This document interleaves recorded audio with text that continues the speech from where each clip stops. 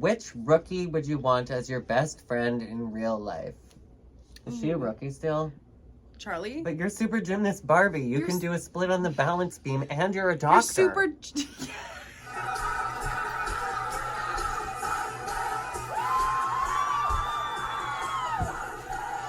Hey guys, it's Jordan Sparks and I'm here with my bestie. Hi, I'm Kaylee.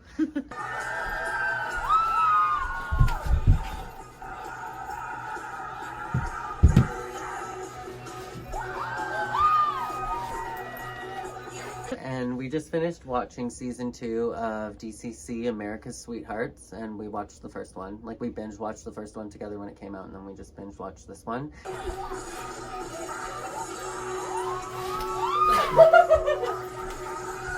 That was perfect. And today we're going to make a video because we have a lot of opinions, but neither of us could organize our thoughts, so we're just going to go through and we have a bunch of questions and we're going to answer those, and I'm hoping that will kind of reveal our thoughts about the whole season. Yeah. So let's hop into it. So many fucking light stands all around. The first question says, what moment in season 2 shocked you the most and why? Ooh, that is a good question. Also, spoiler alert. If you haven't watched this season yet, this video is probably going to be full of spoilers. I feel like what shocked me the most is I was hoping that Victoria would be back on this season from season 1, but I didn't think that she actually would be. And I was shocked to see that, like, her mom seems to be very resentful towards DCC. Both of them seem to be. And I wasn't expecting that.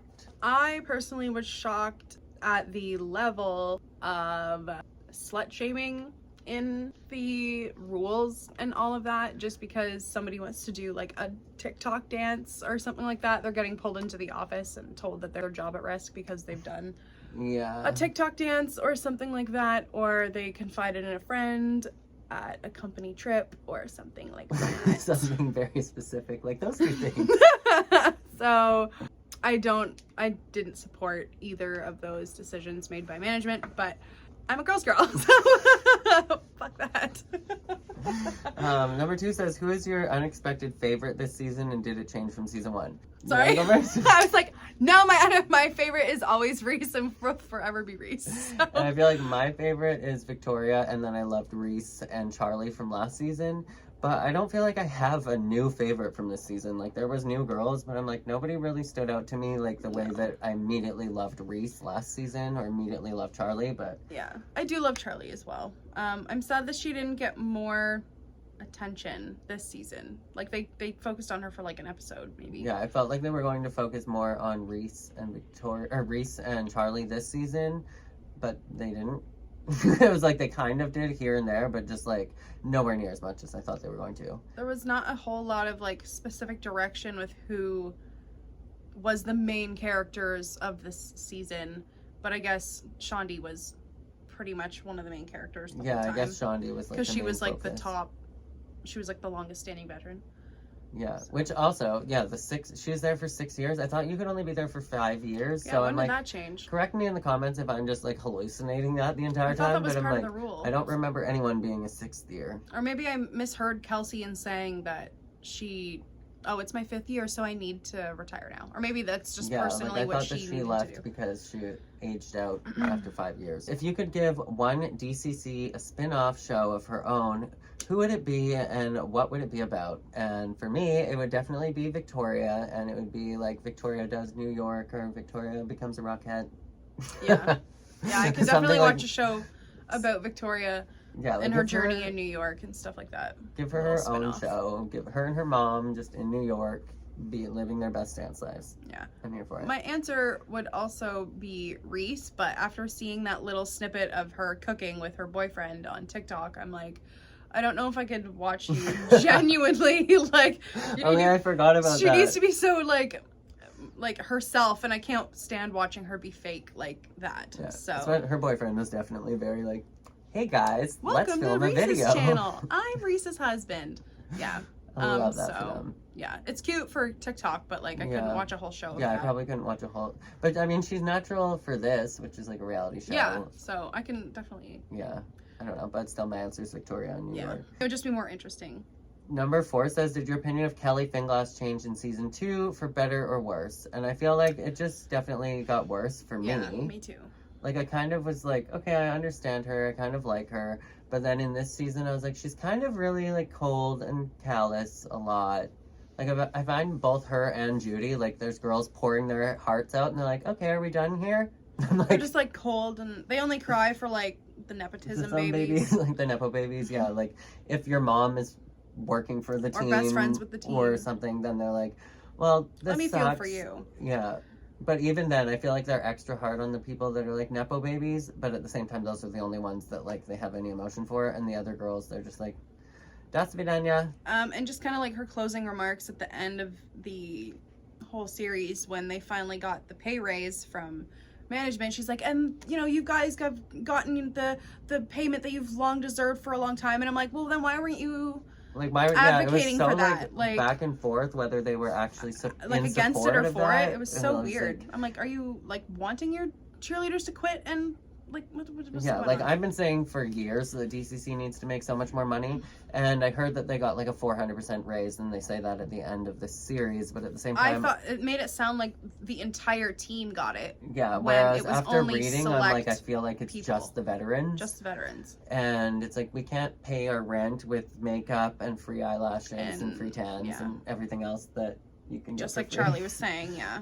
But, oh wait, was that Charlie? I don't know if she's... No, I think it was the blonde girl that I can't remember the name of. Yeah, you can't pay for all of your bills with that, but they've been, like, significantly underpaid forever. But I'm like, it's easy to not care as, like, Kelly and Judy with your comfortable salaries. Mm-hmm. Meanwhile, these dancers are out there dancing their butt off. Working 3 and 4 jobs like a day. Like, oh my god, yeah, that's what like, made me lose my mind. Judy was like, they're like, if we could, we would quit our jobs to work for, just do DCC full time. And she's like, but why would you want to quit your full-time job? That makes you guys so incredible. Yeah, that's what makes you so interesting. Oh, it's so interesting. Or so impressive, or whatever she said. It's like, well, because we have to work like 3 full-time jobs to be on this team. So it's like, what do you mean? Do you go to work and then go home and then go to work, Judy, and then go to work and then go home and then go to work again at a different job? As if they're like objects, like.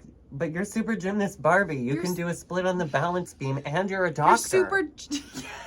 You're super dental hygienist Barbie. And they're not easy jobs. Like, Barbie. These are the kind of jobs, they're full-time jobs. Also a lawyer. They're like the kind of jobs that take your entire life and all of your being. Like being a doctor or an orthodontist or a nurse or something. Or a lawyer. Like... Yeah, and they're like, you can do that and DCC and another job. Why not? Which storyline or dancer were you the most emotionally invested in, and what made it hit home for you? I feel like I was more emotionally invested in the girls from the first season, but I did really love that Armani got the chance to hit the field without wearing her wig, and she was in support of the alopecia charity, so that was really cool. And I did feel bad for Shandy because I felt like they blew way out of proportion at the Bahamas trip where she had a friend over. They made it seem like it was this huge safety crisis and that she invited somebody over from the mob to take out the entire team. She was just there to fuck this guy, or like he was there to kidnap her or something. That's not at all. We still don't all know exactly who it was. And it's like, it's kind of none of your business. Like, yeah, it's not your business. I don't know. She's a grown-ass woman, and she wanted to talk to somebody. Let me know if you guys have a completely different take on that, but I thought that they were totally overreacting. Yeah.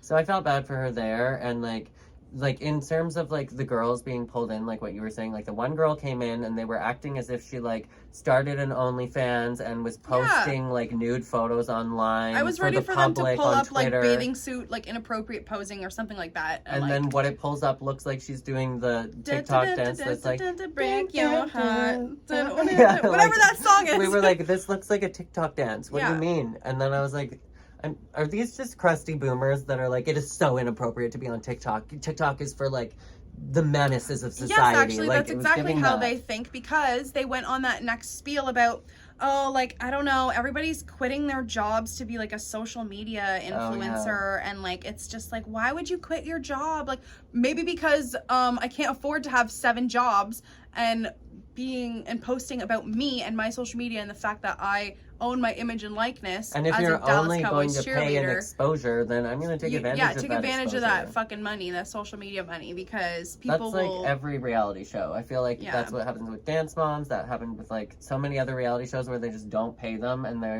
It's like, well, we're paying you with exposure. Like Love on the Spectrum, how they didn't pay they didn't pay them at all. The people, and then they all jumped on social media and decided that they were going to be superstars instead. Yeah, now they're all TikTok stars. Like, that's like my entire feed on TikTok. So Me too.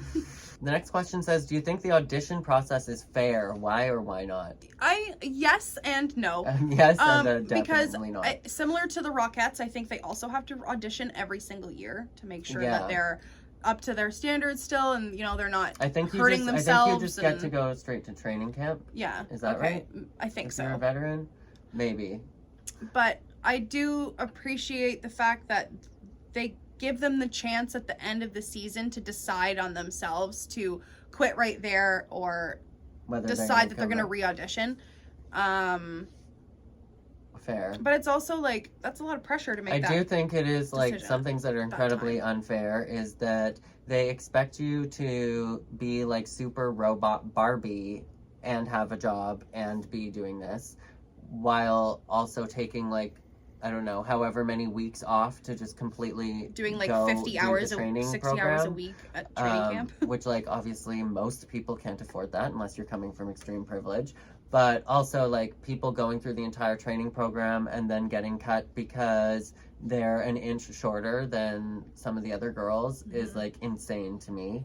If you auditioned, what part of the process would scare you the most and which would you slay? I feel like I could do a really cool solo that they would enjoy, but I could not stay up to their standards of like beauty and flexibility and all of that. Like, that's too high maintenance for me. Oh, I totally forgot about the solos. Yeah, the solo is the only thing that I could slay. It's like your own style, but I'm horrible at learning choreography super fast. Oh, and horrible at working under pressure. Like, every single thing during training camp is an audition, and I'm like, nope, I'd literally be like super nervous and just fumble over myself. Like, completely fucking up literally everything. What do you make of the contrast between glamorizing the DCC and the dancers' relatively low pay? And I feel like this was way more heavy in the first season because they were like talking about how it's like a legacy to be part of the DCC and this makes you somebody and this would make you want to do it just for free, basically. And then they go ahead in the same breath and say, oh, the NFL players are making millions and millions of dollars on that little chart thing. And then they were like, yeah, and I feel like, especially to me, I don't know any NFL players, but I can name some of the DCC. Like, so they're just as famous in their own rights. Like, I'm not going to watch a football game. There are literal people who go with head cutouts and just to solely go to see the Dallas Cowboys cheerleaders at a football game. And what I thought sucked about this season is that they fought for the pay, they got the raise, but I feel like majority of the girls that actually fought tooth and nail to get this raise and put their own like reputation with Judy and Kelly on the line in order to, and like with the whole DCC organization in order to go get this raise, and most of them are gone this year and they're not coming back next year, so they're not even going to get the raise because it wasn't until the very end of the season that they even announced that they had got it. And they did that on purpose. So I'm just like, that's so annoying. Hopefully the reality show itself paid them something. So some final thoughts for me is, for one, I know that this documentary series is definitely like doing some favors in terms of getting views on them and getting more people watching and interested, but I don't think it's like putting them in the best light, especially like showcasing all of the girls' struggles and trying to get paid more and like how they actually interact within these circles. But I also felt like they were pushing for more drama this season, and that's what kind of made it like, ugh. Yeah, this is what they do with every reality TV show. That's what Cheer turned into as well, which kind of turned me off of that reality show as well. But, I mean, they do have drama they need to cover, but then they just kind of exasperated it with, like, they were trying to make it drama when it wasn't. And it's just kind of like... that's how I felt like with the Shandy storyline and stuff, that they do that a lot on this season. Also, and then Katiana at the end, she came in and... they had the bomb of her being let go because of the whole mentioning Shandy the Bahamas. And the trip on she didn't even TikTok. say Shandy's name though. Yeah, I'm like, that's absolutely crazy to me. That was crazy to me. That they said that she was like a bully and stuff. I'm like, she literally did nothing. I felt genuinely bad for her. So. Yeah, I'm like, I wonder if any of the girls even cared, or if anybody said something, or if that was just the organization that was like, nope, you're evil, get out. Yeah, and then she was kind of like, oh, well, I'm kind of blacklisted at this point, so I'm going to be done. Yeah. Oh, and Kelly has lost a lot of weight, I realize. I don't know if that she's, too. like, doing Ozempic or what she's doing, but she's definitely lost a lot of weight. Contrive. I don't know if there's going to be a third season. It doesn't feel like there's going to be. Like, this definitely did not leave me wanting more. I'm like, okay, I'm done. I'll just follow the girls on TikTok. Yeah. Yeah, that's what kind of it came to me too. I'll see more of their personalities and the girls that I want to see featured on their literal own social medias. Yeah. Saying, you know, the things that they're allowed to say instead of being hushed on the show. Say what you need to say. Say what you need to say.